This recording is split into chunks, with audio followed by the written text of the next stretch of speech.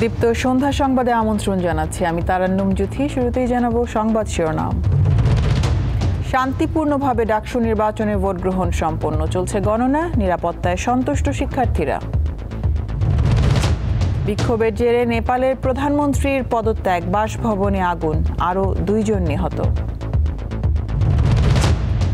নেপালে বিমানবন্দরের সব ফ্লাইট বাতিল, দেশে ফিরতে পারছে না বাংলাদেশের ফুটবলাররা।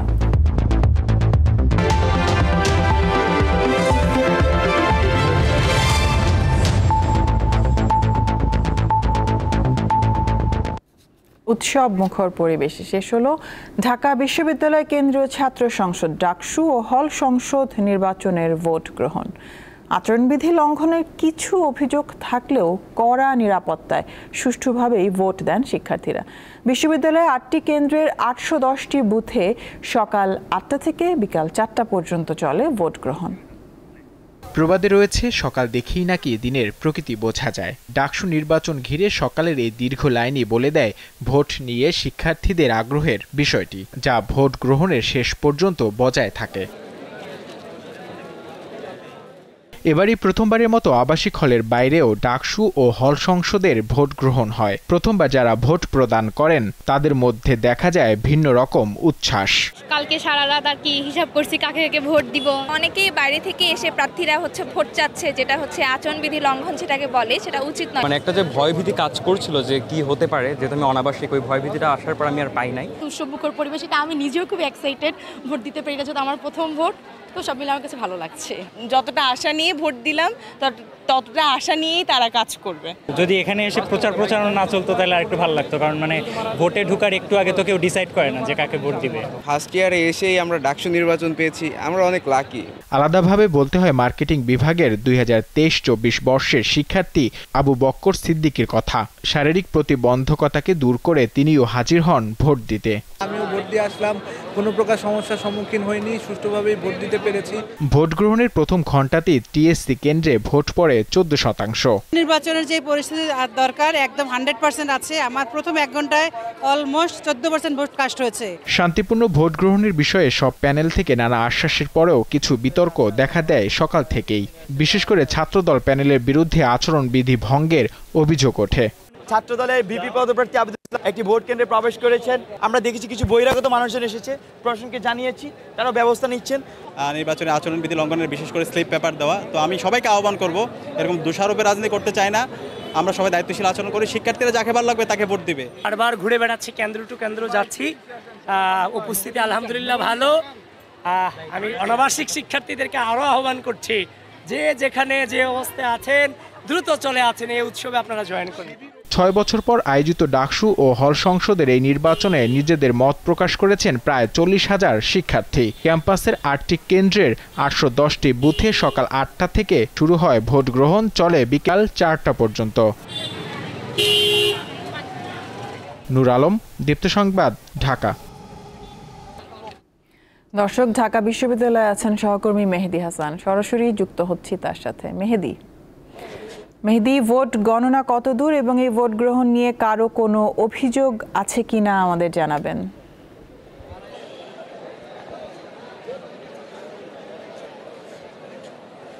জ্যোতি, ভোট গণনা আসলে চলছে 5টার পর থেকে, কিন্তু বুথগুলো প্রত্যেক কেন্দ্রে কেন্দ্রে কিন্তু ভোট গণনার কার্যক্রম শুরু হয়েছে এবং প্রত্যেকটি কেন্দ্রের বাইরে একটি করে এলইডি স্ক্রিনে এই ভোট গণনা দেখানো হচ্ছে। এবং আমি এই মুহূর্তে রয়েছি বিশ্ববিদ্যালয়ের সিনেট ভবনের ঠিক সামনে। এখানে যদি একটু আশেপাশের পরিবেশটি দেখাই তাহলে আসলে বুঝতে পারবেন যে সাধারণ শিক্ষার্থীরাও কতটা উৎসবমুখর পরিবেশ আসলে এই ভোট গণনা এলইডি স্ক্রিনে দেখছেন এবং তাদের যে ভোট প্রদান করেছেন যে প্রার্থীকে নির্বাচিত করার জন্য, সেই প্রার্থীর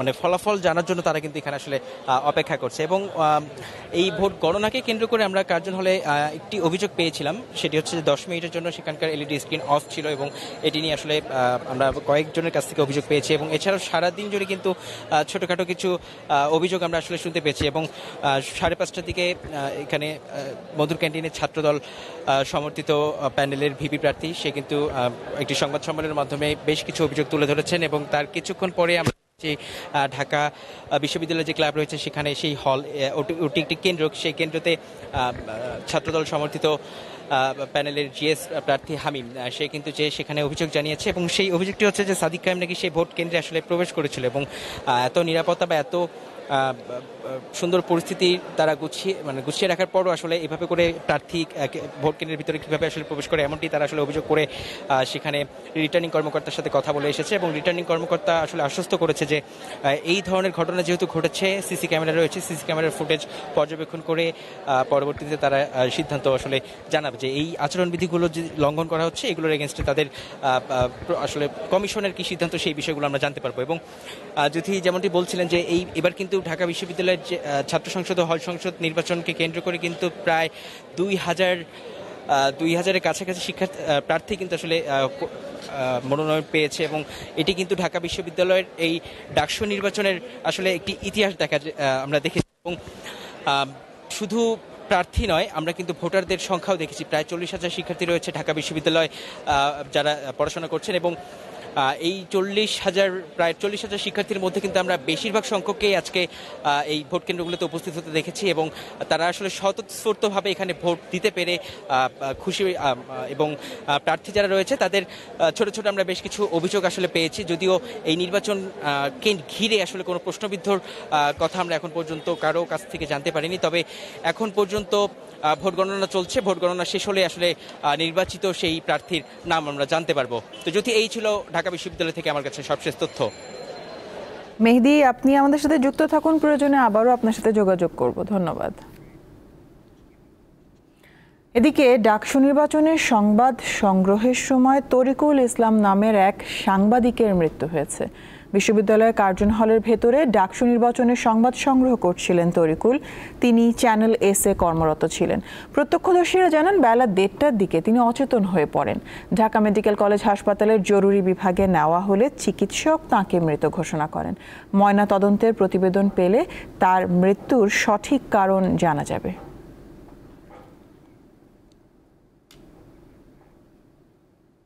ডাকসু নির্বাচন সহ অন্যান্য ছাত্র সংসদ নির্বাচন আগামী জাতীয় নির্বাচনের মডেল হবে বলে মন্তব্য করেছেন স্বরাষ্ট্র উপদেষ্টা জাহাঙ্গীর আলম চৌধুরী। দুপুরে সচিবালয়ের স্বরাষ্ট্র মন্ত্রণালয়ের সভাকক্ষে আইনশৃঙ্খলা সংক্রান্ত উপদেষ্টা পরিষদ কমিটির সভা শেষে এক সংবাদ সম্মেলনে স্বরাষ্ট্র উপদেষ্টা সাংবাদিকদের এই কথা বলেন। জাতীয় নির্বাচনের প্রস্তুতি শুরু হয়ে গেছে জানিয়ে জাহাঙ্গীর আলম চৌধুরী বলেন, এরই মধ্যে আইনশৃঙ্খলা রক্ষাকারী বাহিনীকে প্রশিক্ষণ দেওয়া হয়েছে।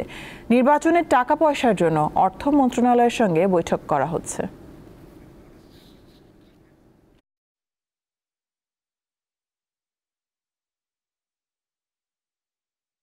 এখনো যে পরিস্থিতি আছে আমার মনে হয় নির্বাচন করতে কোনো ধরনের কোনো অসুবিধা হবে না।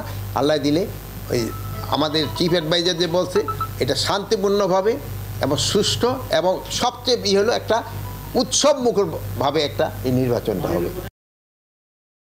এবার গুড নাইট ডেঙ্গু সুরক্ষা।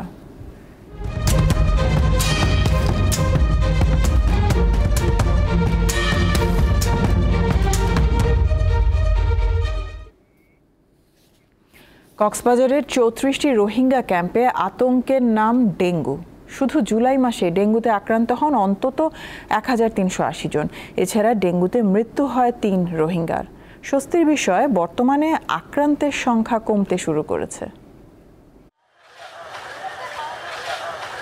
কক্সবাজারের রোহিঙ্গা ক্যাম্প ও এর আশপাশের এলাকায় রয়েছে অপরিচ্ছন্ন নালা নর্দমা। বেশিরভাগ সময় পরিত্যক্ত এসব স্থানে বৃষ্টির পানি জমে থাকে। এসব পানিতে ঝাঁকে ঝাঁকে মশার বসবাস। এভাবে উখিয়া ও টেকনাফের রোহিঙ্গা ক্যাম্পগুলো হয়ে উঠেছে ডেঙ্গুর হটস্পট। ক্যাম্পগুলোর ঘিঞ্জি পরিবেশে গাদাগাদি করে জীবনযাপন করছে রোহিঙ্গারা। পানির নিষ্কাশনের ব্যবস্থা না থাকায় জমে থাকা পানিতে মশার প্রজনন বাড়ছে, সাথে ডেঙ্গুর প্রকোপও বাড়ছে। ডেঙ্গু আক্রান্তদের অনেকেই ক্যাম্পের হাসপাতালে চিকিৎসা নিয়ে সুস্থ হয়েছেন, আবার অনেকে সদর উপজেলা রামু ও উখিয়ার হাসপাতালে যাচ্ছেন।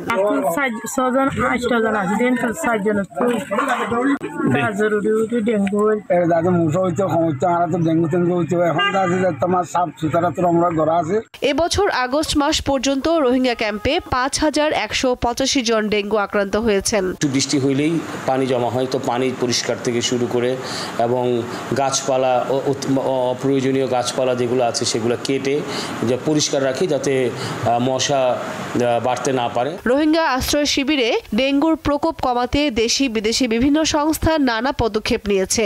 ব্যবস্থা আছে, সেই হাসপাতাল আছে, ক্যাম্পের মধ্যে অনেক প্রাইমারি হেলথ কেয়ার আছে, হেলথ পোস্ট আছে। আর প্রয়োজনের ক্ষেত্রে তারা উখিয়া টেকনাফের হাসপাতালে যেতে পারে, আরও প্রয়োজন হলে সদর হাসপাতালে তারা ট্রিটমেন্ট নিতে পারে। ডেঙ্গু রোগের চিকিৎসায় স্বাস্থ্যসেবা কেন্দ্রগুলো প্রস্তুত রাখার কথা জানিয়েছেন জেলা সিভিল সার্জন। বর্তমানে রোহিঙ্গা ক্যাম্পের আমাদের যে অবস্থা, আমরা রোহিঙ্গা ক্যাম্পে আমাদের টোটাল কনফার্ম কেস ছিল আগস্ট পর্যন্ত। এই বর্তমানে আগস্ট পর্যন্ত এই বছরে জুন থেকে আগস্ট পর্যন্ত আমাদের কেস হয়েছে 5185টা। তো বর্তমানে আমরা কেস তেমন পাচ্ছি না। ডেঙ্গু প্রতিরোধে জনসচেতনতা বাড়ানোর বিকল্প নেই বলেও জানান তিনি। দীপ্ত, বার্তাকক্ষ। জুলাই গণঅভ্যুত্থানে মানবতা বিরোধী অপরাধের মামলায় সাবেক প্রধানমন্ত্রী শেখ হাসিনা সহ 3 আসামির বিরুদ্ধে 14 দিনের সাক্ষ্য গ্রহণ শেষ হয়েছে।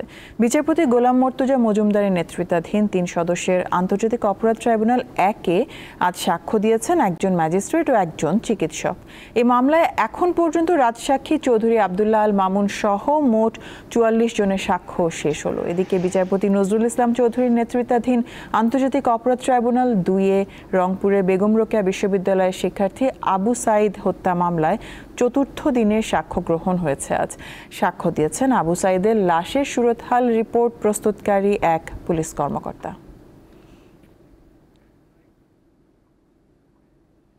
ঢাকার ধামরায়ে চালু হয়েছে আকিজ ফুড অ্যান্ড বেভারেজের package drinking water production plant.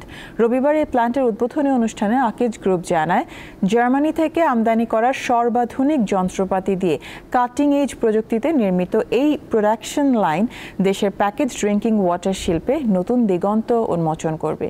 এটি দক্ষিণ এশিয়ার মধ্যে সবচেয়ে বড়। আকিজ ফুড অ্যান্ড বেভারেজের আশা, এই আধুনিক ড্রিঙ্কিং ওয়াটার প্রোডাকশন লাইন বাংলাদেশের সক্ষমতাকে বিশ্বে নতুনভাবে তুলে ধরবে এবং আগামী দিনে টেকসই উন্নয়নে বড় ভূমিকা রাখবে। রাজধানীর কৃষিবিদ ইনস্টিটিউশনে অনুষ্ঠিত হলো চাকরি মেলা। এতে 6 শতাধিক নিবন্ধিত প্রতিবন্ধী চাকরি প্রার্থী এবং 22টি প্রতিষ্ঠান অংশ নেয়। ব্র্যাক ব্যাংকের ফ্ল্যাগশিপ CSR উদ্যোগ অপরাজেয় আমির অংশ হিসেবে এই মেলার আয়োজন করা হয়। এতে সহায়তা করে Bangladesh business and disability network BBDN। আয়োজকরা জানান, এই চাকরি মেলার লক্ষ্য প্রতিবন্ধী ব্যক্তিদের মেধা ও কর্মসংস্থানের সুযোগকে এক প্ল্যাটফর্মে নিয়ে আসা। অনুষ্ঠানে অতিথিদের হাত থেকে নিয়োগপত্র গ্রহণ করেন প্রতিবন্ধী ব্যক্তিরা। সবার সাথে তাল মিলিয়ে এগিয়ে যেতে যাচ্ছেন।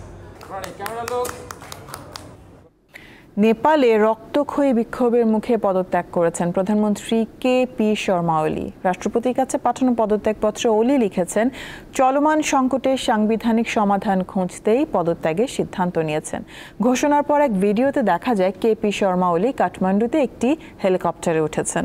এর আগে মঙ্গলবার সকাল থেকেই কারফিউ উপেক্ষা করে রাজধানী কাঠমান্ডু সহ অন্যান্য শহরে দ্বিতীয় দিনের মতো বিক্ষোভ করে নেপালের জেনজিরা। হামলা ও আগুন দেওয়া হয় প্রেসিডেন্টের কার্যালয়, প্রধানমন্ত্রী ওলি এবং সাবেক প্রধানমন্ত্রী শের বাহাদুর দেওবা সহ বেশ কয়েকজন শীর্ষস্থানীয় রাজনীতিকের বাড়িতে। এছাড়া পার্লামেন্ট ভবন ও একাধিক দলীয় কার্যালয়ে আগুন দেওয়ার ঘটনা ঘটে। এদিকে মঙ্গলবারও 2 বিক্ষোভকারী নিহত হয়েছে।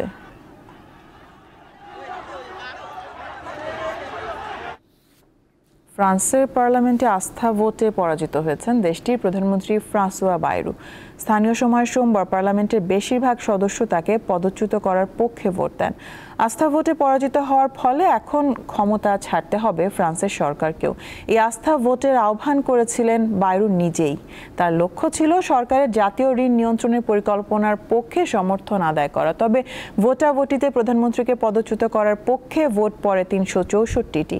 বিপক্ষে ভোট দেন 194 জন পার্লামেন্ট সদস্য এবং 25 জন সদস্য ভোটদানে বিরত ছিলেন। ভোটে পরাজয়ের ফলে দায়িত্ব নেওয়ার মাত্র 9 মাসের মাথায় পদ ছাড়তে হবে বাইরুকে। এর ফলে সংকটে পড়েছেন প্রেসিডেন্ট এমানুয়েল মাখরো। 2 বছরের কম সময়ের মধ্যে এখন 5ম প্রধানমন্ত্রী বেছে নিতে হবে তাকে। বাইরু মঙ্গলবার পদত্যাগপত্র জমা দেবেন বলে তার অফিস জানিয়েছে। নেপালে চলমান বিক্ষোভের কারণে বাংলাদেশে ফিরতে পারছেন না জামাল ভূঁইয়ারা। মঙ্গলবার স্থানীয় সময় বিকাল 3টার ফ্লাইটে ঢাকায় ফেরার কথা থাকলেও হোটেল থেকে বের হতে পারেননি দল। পরিস্থিতি উত্তপ্ত হওয়ায় কাঠমান্ডু বিমানবন্দরে কার্যক্রম বন্ধ করে দিয়েছে দেশটির বিমান চলাচল কর্তৃপক্ষ। 3 সেপ্টেম্বর দুটি ফিফা প্রীতি ম্যাচ খেলতে কাঠমান্ডুতে পৌঁছায় দল। গত শনিবার প্রথম ম্যাচে স্বাগতিক নেপালের বিপক্ষে গোলশূন্য ড্র করে হেভিয়ার ক্যাবরেরার শিষ্যরা। আজ নেপালে দশরথ স্টেডিয়ামে হওয়ার কথা ছিল দ্বিতীয় ম্যাচ, কিন্তু কাঠমান্ডুতে সরকার বিরোধী বিক্ষোভের কারণে বাতিল করা হয় খেলা।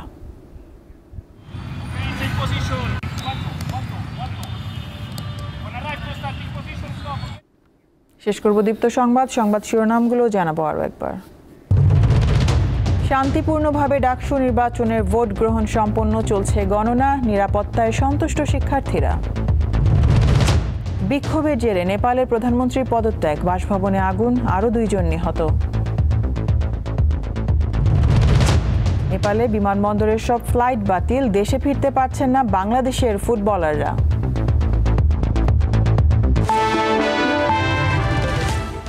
এ ছিল এখনকার মতন। আমাদের পরবর্তী সংবাদ রাত 11টা দেখার আমন্ত্রণ রইল। দর্শক আরও তথ্য বিনোদনের সংবাদ জানতে যুক্ত থাকুন দীপ্ত টিভির ডিজিটাল প্ল্যাটফর্মগুলোতে। ধন্যবাদ সবাইকে।